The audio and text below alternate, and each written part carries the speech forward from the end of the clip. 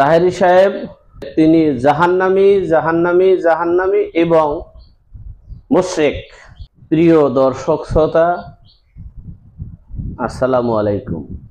অন্যান্যদেরকে নমস্কার, আদাব। পরম সৃষ্টিকর্তার নামে শুরু করছি।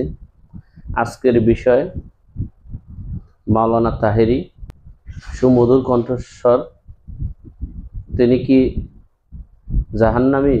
তিনি কি বেদাতি, মুসলিমের শত্রু?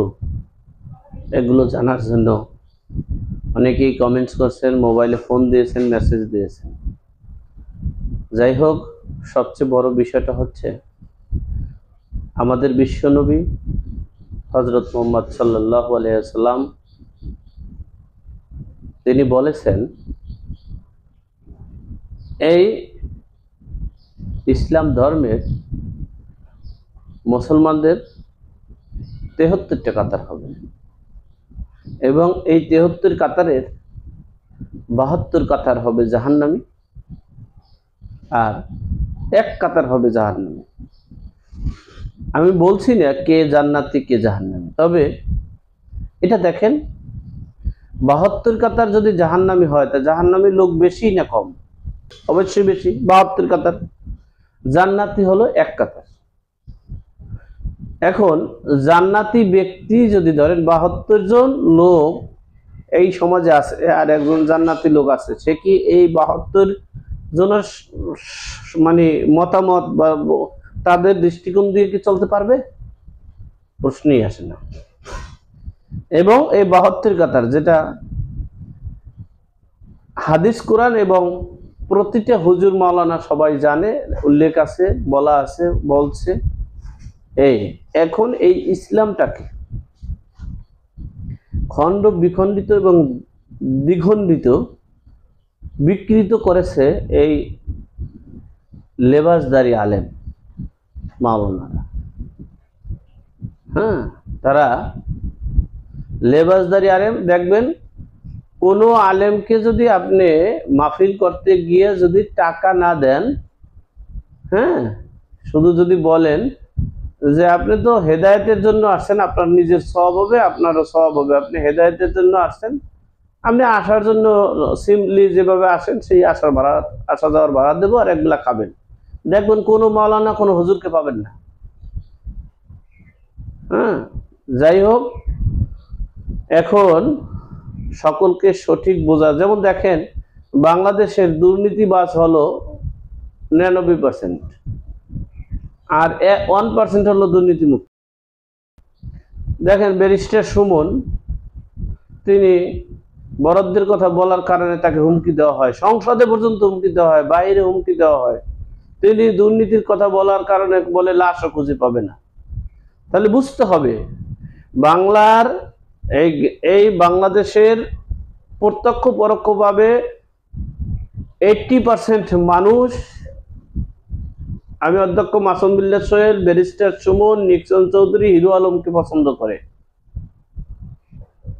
আর 20% যারা সন্ত্রাস, পেশি শক্তি, কিলার তৈরি করনি, দেশদ্রোহী এবং দেশের সম্পদ লুটপাটকারীরা, যাদের পেশি শক্তি আছে, ক্ষমতাসীন, যে তাদেররা কিন্তু আমাদের এই 8-10 জন লোকদেরকে পছন্দ করে না এবং আমরা যারা আমাদেরকে চিরতরে দুনিয়া থেকে বিদায় দেওয়ার জন্য তারা পায়তারা চালাচ্ছে। তাহলে আপনি বুঝেন, সহজ ভাষায় বুঝেন, ব্যারিস্টার সুমন কি দুর্নীতি করে? ব্যারিস্টার সুমন কি দেশের সম্পদ লুটপাট করে? ব্যারিস্টার সুমন কি মানে জনগণের টাকা আত্মসাৎ করে? কিন্তু কেন তার পিছনে এত এই হামলা, গুমকারী, পেশি শক্তি, ক্ষমতাসীন সবাই উঠে পড়ে লেগেছে? ঠিক সেরকমই মনে করতে পারেন তাহেরি সাহেবের উপরও সেরকম হতে পারে।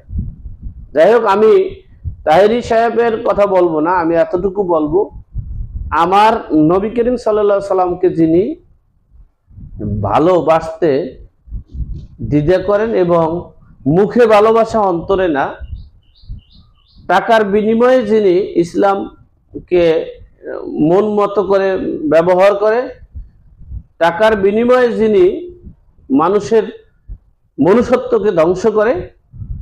হ্যাঁ, টাকার বিনিময়ে কোনো কিছু করলে সেটা আসল হতে পারে না। আমি একটা কথাই সকলকে বলবো, মানব সেবাই পরমোত্তম সেবা, নিজকে নিজে চেনাই পরমোত্তম সেবা, হালাল হারাম ন্যায় নীতি মেনে চলার নামই পরমোত্তম ধর্ম, মা বাবার খেজমত করাই হলো পরমোত্তম ধর্ম। স্বার্থের জন্য হাদিস তৈরি করার নাম ধর্ম না। স্বার্থের জন্য বক্তব্য দেওয়া, যেমন একজন রানিং এমপি, তাকে মার্ডার করে এমনভাবে করা হয়েছে তার গোস্ত মাংস টুকরো পাওয়া যাচ্ছে না, সেখানে এই মাওলানারাই তার উপহাস করছে, তাকে বিকৃত করছে, তাকে নিয়ে মন্তব্য করতেছে। একজন মানুষ মারা গেলে তার জন্য আন্তরিকতা থাকবে, দুঃখ ভারাক্রান্ত মন থাকবে, সহানুভূতি থাকবে, বরঞ্চ আরো কি করছে, তারা আনন্দ উল্লাস করতেছে। তাহলে সেখানে ইসলাম, ইসলাম কি বলে এটা? হ্যাঁ, ইসলাম কি বলছে যে একজন মানুষকে মার্ডার করছে, গুম করছে, শেষ হত্যা করে শেষ করছে, আর তার পক্ষে যারা মারছে, মার্ডার করছে তার পক্ষে সুন্দর স্লোগান দেওয়া, বক্তব্য দেওয়া, মিছিল মিটিং করা, হ্যাঁ, এরপরে সভা সমাজে যে মাহফিল করা, এটা কি ইসলাম? যাই হোক, আমি সকলকে বলবো সঠিক বোঝার তৌফিক দান করুক। সরাসরি কাদা সরাসরি একে অপরের উপরে জুলুম অত্যাচার না করে, হ্যাঁ বসুন, আলোচনায় বসুন। এক জায়গায় যদি একটা মতামতের ভিন্নতা থাকে, এক জায়গায় সবাই আলোচনায় বসুন, বসে এটা সব ফয়সালা করুন। না বসে এটা করা ঠিক হবে না। তাহেরি সাহেবকেও মানে না জেনে না বুঝে আমরা তার প্রতি আকৃষ্ট হতে পারবো না। হ্যাঁ, আমাদের সকলের উচিত এক জায়গায় বসে একটা ফয়সালা করানোর উচিত। সকলকে ধন্যবাদ। আবারও দেখা হবে। আপনাদের সম্মুখে বিদায় নিচ্ছি।